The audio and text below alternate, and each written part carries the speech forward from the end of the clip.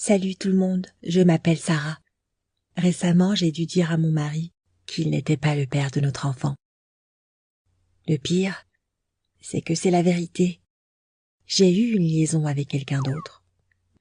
Mais les choses ne sont pas si simples. J'avais 19 ans à l'époque et j'ai grandi dans une famille monoparentale. Mon père nous a quittés quand j'étais très jeune. Alors ma mère m'a élevée seule. Cela ne lui a pas laissé le temps d'entamer une nouvelle relation. Même quand elle avait des petits amis, leur romance prenait fin dès qu'ils découvraient que ma mère avait un enfant. Elle a donc été très seule pendant toute cette période. Cela a dû beaucoup l'affecter car quand j'ai eu 18 ans, elle a essayé de me caser avec Marc, le fils d'une amie à elle.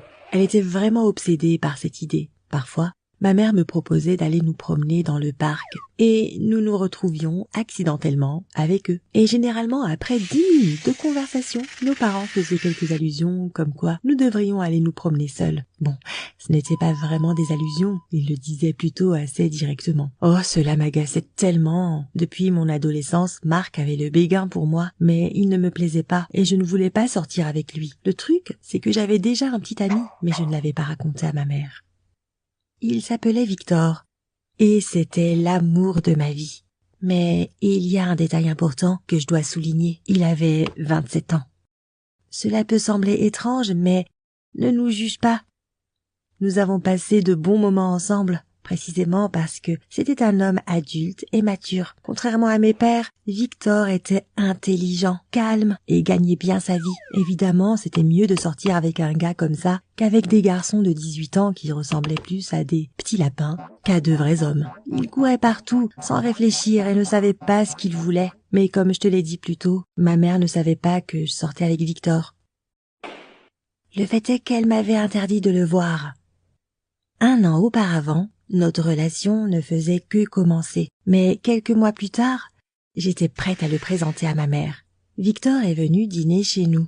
Et dès que ma mère l'a vu, elle a failli s'évanouir. Pour elle, une relation entre une fille de 18 ans et un homme de 27 ans était quelque chose d'absolument impensable.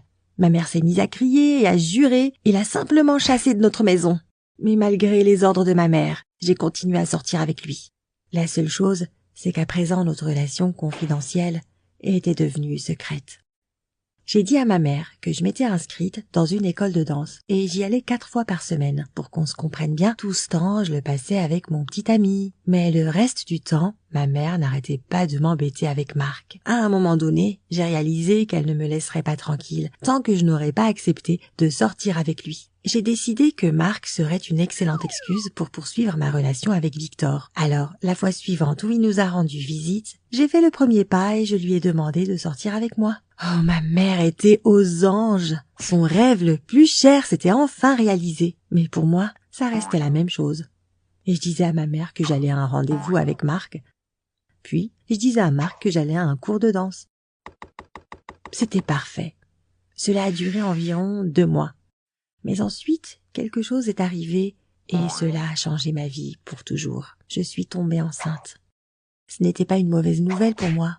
Je n'avais rien avec Marc et je savais avec certitude que le bébé était celui de Victor. Alors dès que j'ai vu les 2 bandes sur le test de grossesse, je me suis précipitée chez Victor pour lui annoncer la bonne nouvelle. Mais sa réaction m'a laissée perplexe. Il était effrayé et s'est mis à dire des bêtises sur le fait qu'il n'était pas prêt à avoir un bébé et tout un tas de trucs. Je me suis dit qu'il était juste en état de choc et qu'il avait juste besoin d'un peu de temps pour l'accepter.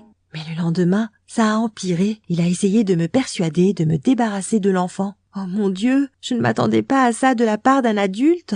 Victor était-il vraiment ce genre de personne? Selon toute vraisemblance, je ne voulais pas me débarrasser du bébé et ce n'était même pas une option. Ma relation avec lui était donc terminée. Mais j'avais quand même un problème. Je réfléchissais à la façon dont je pourrais bien dire à ma mère que j'allais avoir un bébé. Et je ne savais pas comment le faire. Dans ma tête, elle allait être furieuse car je lui avais menti pendant si longtemps. J'avais donc besoin d'un plan. Et il est arrivé tout seul. Marc m'a écrit et m'a demandé si je voulais qu'on se voie. Bien sûr que oui. Nous avons choisi une heure et un restaurant. Et dès que je suis arrivée, j'ai commencé à lui dire qu'il me plaisait et que je voulais passer le reste de ma vie avec lui. Il était un peu stupéfait par cette information. Puis je lui ai proposé de nous marier tout de suite. Tu aurais dû voir son visage.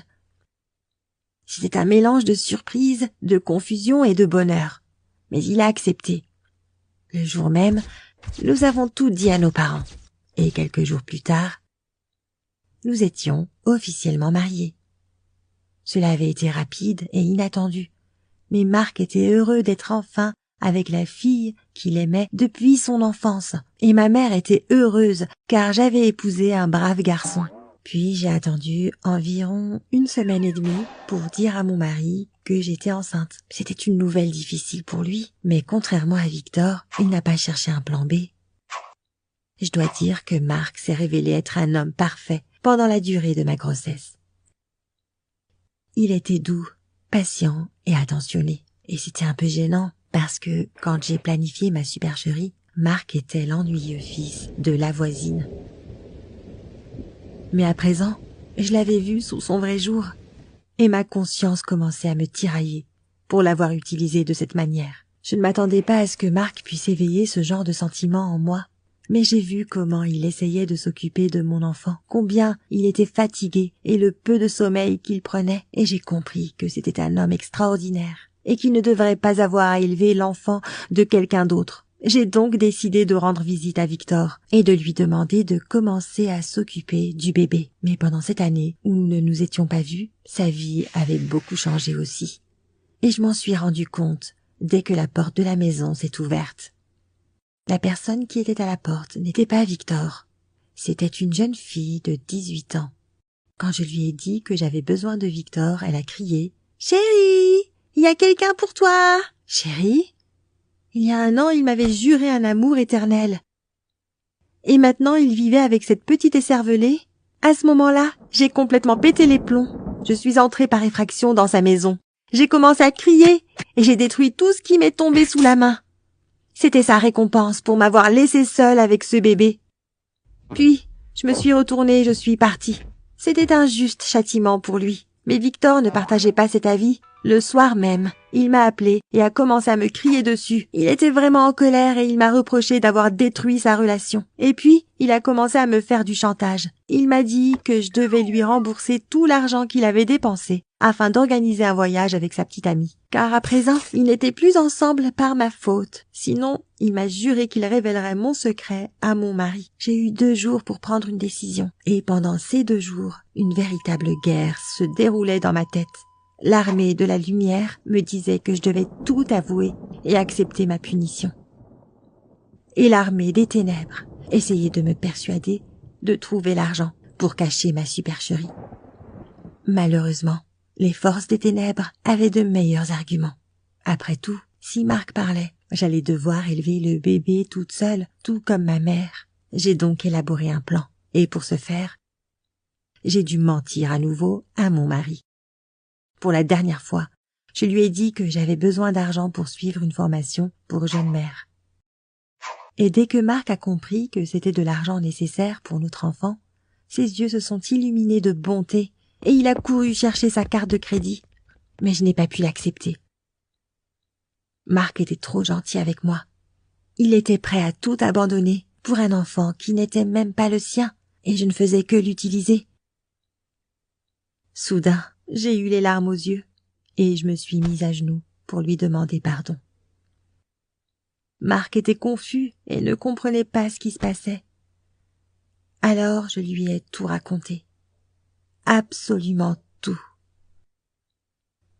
Je ne m'attendais pas à ce qu'il comprenne ou même qu'il me pardonne. J'étais juste désolée pour ce que je lui avais fait. L'instant suivant, il s'est retourné et est parti. Ensuite, j'ai entendu sa voiture s'éloigner de notre maison. Marc n'est pas rentré de la nuit. Pendant tout ce temps, je suis restée debout près du berceau et j'ai pleuré. J'imaginais Marc me jeter hors de la maison, puis ma mère me maudissant d'avoir raconté tous ces mensonges et moi me retrouvant dans la rue, seule, avec un bébé. C'était tout simplement horrible. Mais ensuite, j'ai entendu un klaxon à l'extérieur. C'était mon époux. Quand je suis sortie de la maison en courant, j'ai vu Marc et Victor. Mon ex avait l'air de s'être battu et il avait une tête à se sentir coupable. Il s'est excusé et a promis de m'aider à élever notre enfant. Puis Marc l'a laissé partir et il s'est éloigné à toute vitesse. Mais ce n'était pas fini. Marc m'a montré la voiture du doigt et m'a dit de monter. Je suis entrée et j'ai pris le bébé. Je savais où nous allions. Alors, je n'ai pas été surprise quand la voiture s'est arrêtée devant la maison de ma mère. Oui, j'ai dû tout lui raconter. Je pense que je vais sauter cette partie de l'histoire. C'est encore difficile pour moi d'y repenser. Et que s'est-il passé entre Marc et moi? Bien sûr, il a été très contrarié quand il a découvert la vérité, mais il n'allait pas me laisser tomber. Pendant le temps qu'il avait passé avec le bébé, il s'y était profondément attaché et il ne voulait pas s'en séparer. Il le considérait comme son fils. Quant à moi, je suis désolée d'avoir fait autant de mal à un homme si bon et j'espère que Marc pourra me pardonner. Je veux tout recommencer à zéro. Seulement maintenant, il n'y aura plus de mensonges dans ma vie parce que je veux construire une relation basée sur l'amour et la confiance. Je te remercie de m'avoir écouté. Donne-moi quelques conseils pour regagner la confiance de Marc. Je t'en serai très reconnaissante. N'oublie pas non plus de partager cette vidéo avec tes amis. Au revoir.